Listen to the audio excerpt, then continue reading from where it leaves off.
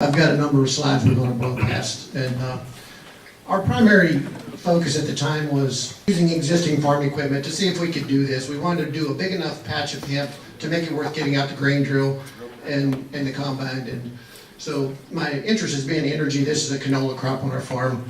I always put that up. And some of these pictures now, I'm a turkey farmer, and I did check next door at the Safeway. Our farm picture is on turkey bags in grocery stores, so I try to add a little credibility to my speech by showing you that. There's a few more brands, and I'll blow them through this. The licensing, this is a little bit of a history. We had to be licensed, fingerprinted, background checked. A lot of that stuff is going away, but I'm always proud to point out that license number 001. That wasn't because I was special, it's just luck of the draw. We had to go every year. Anybody on the farm that worked with him get fingerprinted, just a real pain. And seed was brought up. Seed was very difficult to get. That's Dr. Mike Renfro there on the right. He kind of started the program at JMU, and then they brought on Dr. Thomas. So getting seed is a big deal, still a big deal, even though we think it should get easier.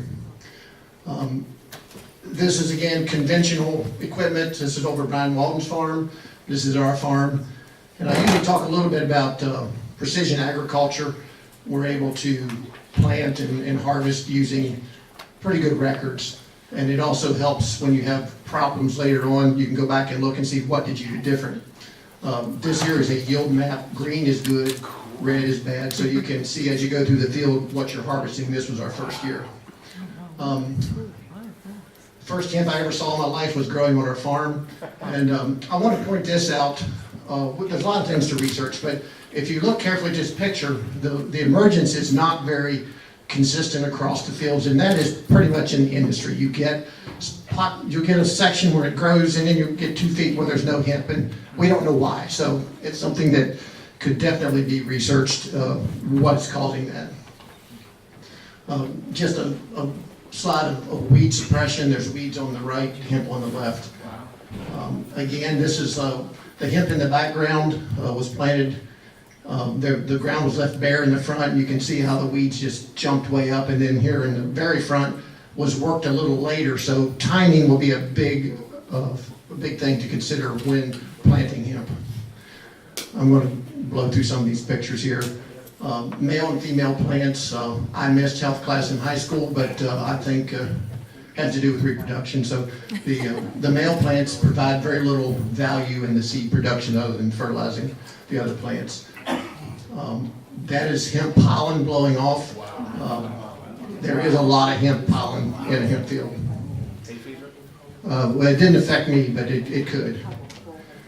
So I want to talk a little bit about biodiversity. This crop is 70 years behind corn. Those plants grew near each other, and you can see it's a wide variety or wide difference in the crop, even from the same seeds. Here, Shelley just showed you all this difference in planting. This is a little bit about nutrition. There was a spot in our field that was very short and scrawny looking, and you go back and look at your map. We had injected liquid dairy manure in the soil, and where a pipe was laying, we didn't inject, so that's where that hemp was not growing well. So it does take some nutrients to grow this crop. Back to conventional equipment works.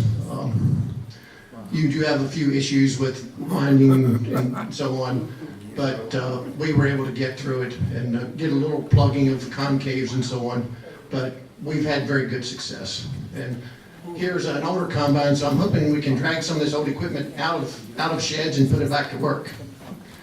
And once you do grow seed, primarily seed's what I'm interested in, you do need to be able to handle it. You need to be able to clean it, dry it, it will mold. So think about these things when you plant it. Here we're crushing oil. This year we mowed the stubble after combining and baled it up into round bales. And this is my favorite joke. I've now rolled possibly more cannabis than Willie Nelson. And if you ever need to do a sobriety check on a hemp bale, this one's been drinking heavily. So. And you're just shredding, again, trying different techniques.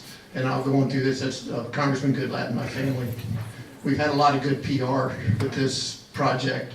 Here's some old hemp processing stones that was in the valley near where I live. So the industry is not new.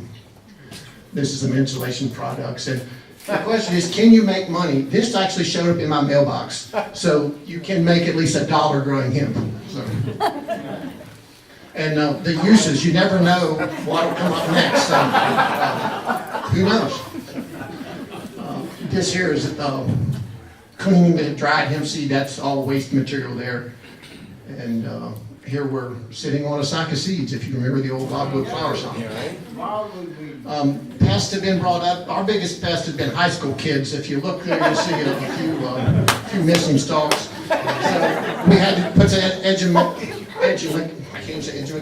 education material down by the field so that don't know if it helped or not. And again, with this industry, we say the stakes have never been higher. And that's it.